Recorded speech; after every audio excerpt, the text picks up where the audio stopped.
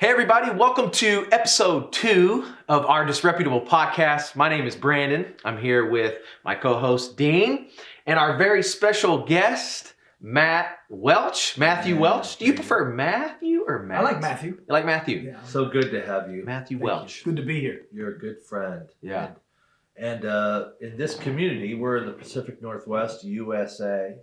This man, his business, what you've built at Auburn Volkswagen, Yeah. is known all around the state for excellence. Yeah. You're doing it, man. Yeah, thank you. Yeah. How long you been in this? We're having a lot of fun.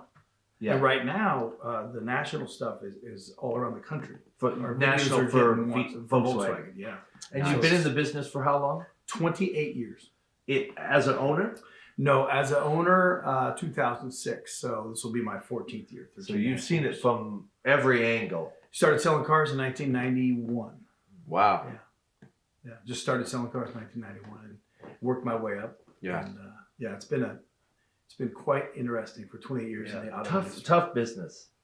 Tough business, yeah. And you went through something, and we're going to talk about hard work environments, difficult work environments. Yeah. Tell them why before I get into it. Yeah, well, we've had a couple people that have sent in some questions about how to, either employees on how to navigate through a toxic work environment. We don't have employees. We have team members. Okay. Team members, that I'm sure we'll talk about that. Yeah. Team members on how to navigate through toxic work environments, and then CEOs, presidents, business owners on, hey, how do I create a healthy work environment? Yeah.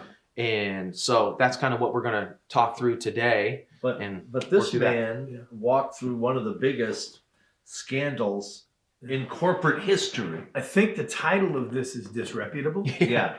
Yeah. I lived it. Yeah. Yeah, I lived it. Because 2015, 2015 front page New York September Times. 18th. Wow. September 18th. We got the word from the federal government to stop selling diesels, and that Volkswagen corporate is in violation of a lot of things. They've been doing a lot of things in Germany, and yeah, it went on for now it's 4.5 years, a little over 4 years. Wow. To dealing with that. So immediately there was a massive impact In Auburn, Washington. everywhere. I mean, in Seattle and Auburn, if you drove a diesel Volkswagen, people would key you. People, Right. you know, all kinds of crazy stuff around. And I was in Green Bay going to a Seahawks game, and with my bride, and we flew home. Got home at about 4 a.m. Went to the store, put out a public statement that we care for our customers. We love people. We didn't know anything, and we pulled everything off. And then really we walked through the fire, and Wow. it was pretty, talk about disreputable, but what was really so cool about it is we love to bless the community, Right. and we doubled down on blessing our people, communicating. We made videos and podcasts, and But that's counterintuitive because you're leaking money. Yeah. I mean, whenever people go through a crisis, Yeah. money becomes a pinch point. yeah, And so if you're having to pull product off, that you, Right. so 40% of our business. So what's the thinking? 40%. So what's the thinking? Explain to people, because when they, Yeah. the I think the human tendency is to crawl into your cave and start in conservation, but you start serving the community more. Yeah. Yeah. We feel that we're to be a light in the community, our business, to bless people. Our mission statement is to bless our team members, our customers, and the community in that order. And I'll talk about that later. We'll talk about leadership. In this particular case, we wanted everyone that had them. I had to do the research quick to figure out exactly what it was. And it ended up being a gram of NOx gas, and the cars still get 50 miles to the gallon. The cars are still, but there's going to be a fix. They're going to make it right. I mean, I was on ABC, NBC, did an interview with NPR, and every time we talk to everyone who's got one of these cars loves the car. My wife had one. I mean, you get loved it. 800 miles on a tank. Right. There's no other car in the market that does that. Right. You can drive for a month on one tank of diesel. So Wow. is extremely unfortunate, and they cheated. They got caught, they cheated, and no one knew except internally, and it'll come Right. out later in books and movies and all that. Sure. But at the time of walking through a business in Auburn, Washington, we decided to love more. Yeah. That's what we decided to, and we really started a communication thread at our store with our people, had meetings with all 70 people Wow. regularly, updating. I did videos. 70 employees? Yeah, 70 team members. Team members. Team members. And we did videos Good. regularly. Good. Yeah. That's culture, though. Yeah, absolutely. That's what he's teaching us. Yeah, Pete, yeah. is he's teaching us we don't do that. Yeah. And that's how you change culture. And you're quick to change. Yeah, when you hear words that, because you create a habit, Right. and the habit is team members. Right. So where did I mean I know where that came from. How hard was that then to spread Good throughout question. your Yeah. staff? Good question. Because we're going to start calling each other team members. No more employees. Yeah. How many months, years is it still being Yeah. integrated? Yeah, we're still making a team member. My bride is our compliance manager, Amy Okay. Welch, and she is making a team member handbook right now. Nice. And it really, as you said, for leaders in this, Right. when you go into an organization that's dysfunctional or toxic work environment, Mhm. I've done that 3 times, Hmm. and as the leader stepped into it, you have to immediately gain trust and immediately start relationship. Hmm. So when we talk about relationship, in any relationship, you guys do this for a living. Right. Everybody has relationships, and it always comes down to communication. Yeah. So how are you going to communicate? So the first meetings, I'll never forget 2006. I said I want to meet with all 65 people in groups of 15, 2 technicians, 2 car wash people, 2 So now you're giving receptionists, them 2 practicals. office people, 2 in groups of 15 in 2 Wow. days Yeah. at 10 and 2 for an hour. And guess what you heard? Oh, am I going to get paid for this? Do I have to clock in for this? No. We're going to set. That was how it started. So Right. that's what you're walking into. Oh, who's these guys? Oh, who's this? Right. And really, it was, hey, this is a state of the union, and we're going to meet regularly, and we're going to listen to you. Hmm. And so some of you as a leader, and leaders know this, you always want to be learning, Right. absorbing information, right? So Right. right now I'm reading 2 books at a time always. One as I drive in Right. the car, audio, Audio and- University. and one, right. Yeah. and one paper, Right. right? And so right now the one Right. I'm reading is the new gold standard about the Ritz-Carlton Hotel Company Wow. in paper, right? And I'm reading another one called Can't Hurt Me from David Goggins. That's about mental. Yeah, you gave that perseverance. to me. Yeah, just gave that to Right you. here. Why? What's this? This is one of the best. 3 leaders that I highly respect said this was the best book they read last year out of all 40 to Wow. 50, however many they'd read. Right. And so I grabbed it, and I'm about 75% through the audiobook. And it is about what the human mind is capable of and how to apply that into your life. This one particularly speaks to leadership in a customer service industry. Excellence. Yeah. Excellence. And how do you do it? Hmm. And when you look at the principles Right. of this book, the new gold standard, Ritz-Carlton, it is, you can apply them to any customer service industry. You Right. can take the simple principles, and what they are is communication, So Right. what business are you in? Yeah. love. We have a saying, let's go stir up some love around here. So me and a few guys and gals will just say, hey, let's go stir up some love. And you just do a walk around the store. Walk Really? through, high five the technicians. How's your kid? Hey, what's the latest in kindergarten? What's happening with your?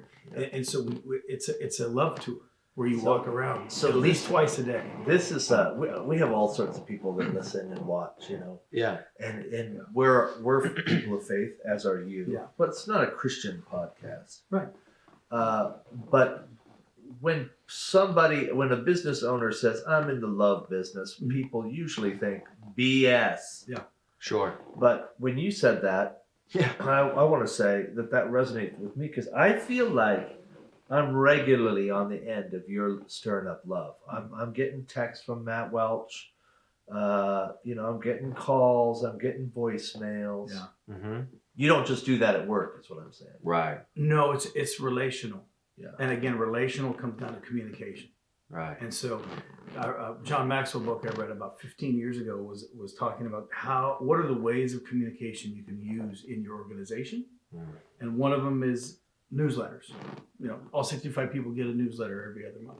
Another one is meetings. So we have quarterly meetings where all 65. I still do those 13 years later, where twice a year or 4 times a year, depending on what's happening in the industry.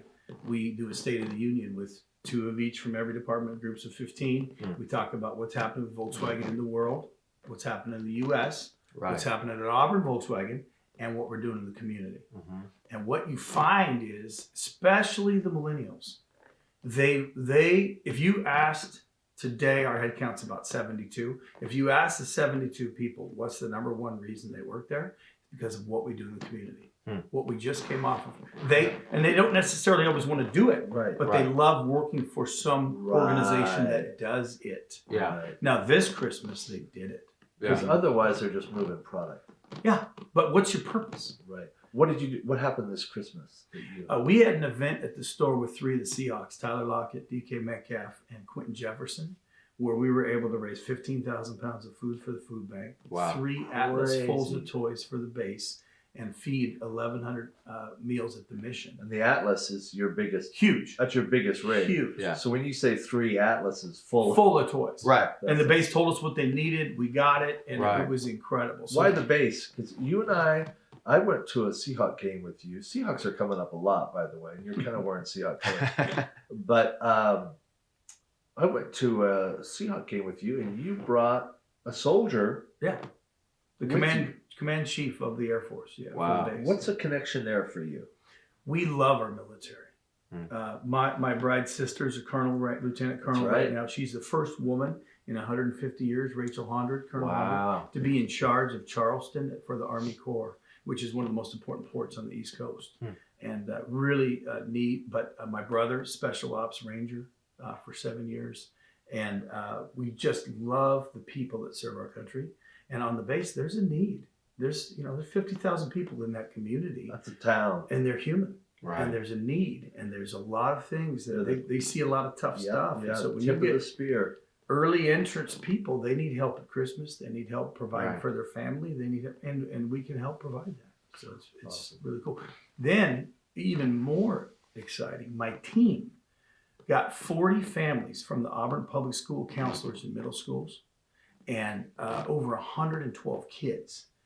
And my team, person by person, grabbed a family. Right. One family had 8 kids, right? And grabbed a family, and they did it. So 28 of our Nice. 68, 70 people, 28 of them Right. provided for a family. Yeah. And then my bride and I did the rest. Very and cool. and one of our service advisors led the charge. We had a wrapping station up there for 112 kids. Figure 4 presents apiece. You have 500 presents. They wrapped Wow. at our dealership on days off. Okay, so I sit here, 2 legends in their particular craft and field, and I say to myself, somebody's got to push back and go, "That's great, man. That's awesome. Yeah. What about cars? Yeah. What you know what I mean? Like, Yeah. what do you say to answer that question? Like, you're doing a great job for the community. Okay, but how do we move inventory? Is that even a thought process for Yeah. you, or are you Oh, yeah. like, no, this is I've been building sales teams for 30 years. right? And really, it comes down to purpose and vision. Is your relationship with your customer going to be transactional or relational? Gotcha. If it's transactional, that's kind of the secular world's, hard sales, Mhm. traditional history, reputation. Right. So then you're creating unhealthy work environments. Correct. And You're looking to get the most you can. You're Right. looking to get yours. You're looking, and that's Right. today's society. Sure. Unfortunately. Right. But if you can create a culture of relationships Right. with vision and purpose, and why are we doing this? Mhm. We're still on the podium. We're top 3. 10 of the 13 years we've been there, we're top 3 in the state of Washington. That's awesome. I'm on the National Dealer Council for Right. Volkswagen, one of 12 out of 600. You do as, from my perspective, you do as much work Yeah. around the country as you do in Auburn. Yeah, unfortunately. Yeah. But here's one observation that I'll give leaders. When I walk in your dealership, and I'm probably in there 3 or 4 times a year just to see Yeah. you half the time, but Or get a car. or we bought a bunch of cars Yeah. from you. Thank I know you. Brandon drives. Thank you some. both. Yeah, Thank yeah, you both. But I see the same people. This is one thing that's different. Right. Yeah. Good point. I see Not the eternal. same people. Yeah. Yeah. I'm thinking about, is it Dan? Yeah. 15 years. Yeah. Like he's there. Yeah. Like, and I've had experiences at other places, as has everybody. Uh-huh. And it's like you go in there 2 weeks later, like, where's the dude? Yeah. He's gone. But the churn Yeah. in that business. And I guess I connect it to this relational thing. Yeah. 2016, we had the lowest turnover for the Volkswagen brand on the West Coast out of Wow. 123 years. So it's working. Is It what comes to back Brandon's to purpose. point. Right. Yeah, it comes Yeah. back to purpose.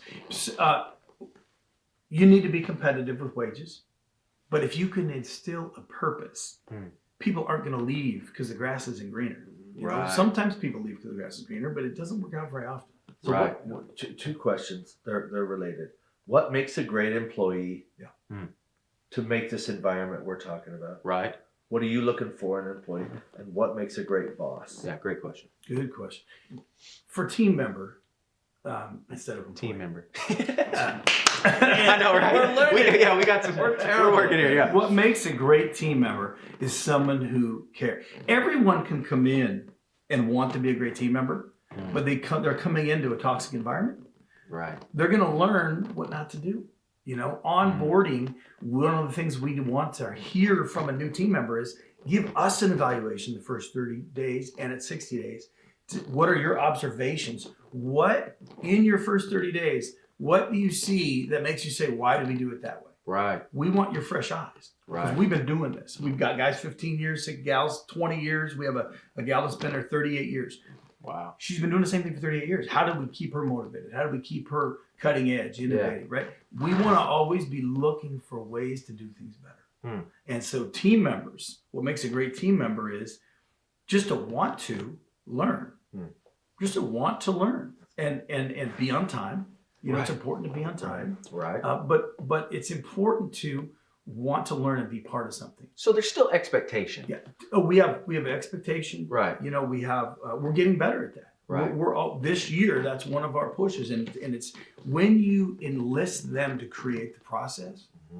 You know, there's another book I read, 4 Disciplines of Execution, which really we got focused. It was probably our best year. The year I brought that in, and we did that process. And when you can do a process over time of getting better, engaging people, and telling people how they're doing. We haven't done a great job of having reviews and telling people how they're doing. There's a human need. There's a need For inside the attaboy. for them to want to know how they're doing Right. and for them to want to be a part of something special. Yeah. Those are in there. Right. And if you do that in your organization, So tell me about the employer. What makes that person great? the boss, Yeah. a mindset in our mission statement that I said earlier, team members first, then guests, then community. I don't need the bosses to be Position. the leaders, if they're just telling people what to do, you know, the people in the front lines, the reason it says team members first is because if they're happy, they can treat the guests well. Right. So the deal. processes need to come from hearing from the team members. To give you an example, if you historically, when I was selling cars, if you were late, the boss would come down and say, "You're late. You can't be late again. If you're late again, you're going to be fired." Is that a way to start a shift? Right. Now, is that guy or gal going to go sell a car that day? Right. Or are they going to be looking online at a new job? Sure. What do you want? You're right. How do you That's good. communicate? I think when I came into the marketplace, that's the opposite. I heard the customer's always right. You know, blah blah blah. So people were kicking the employee, Right. and So they're getting it from both ends. They're getting it from their boss and the customer. Right. Our leaders are servants to our team members.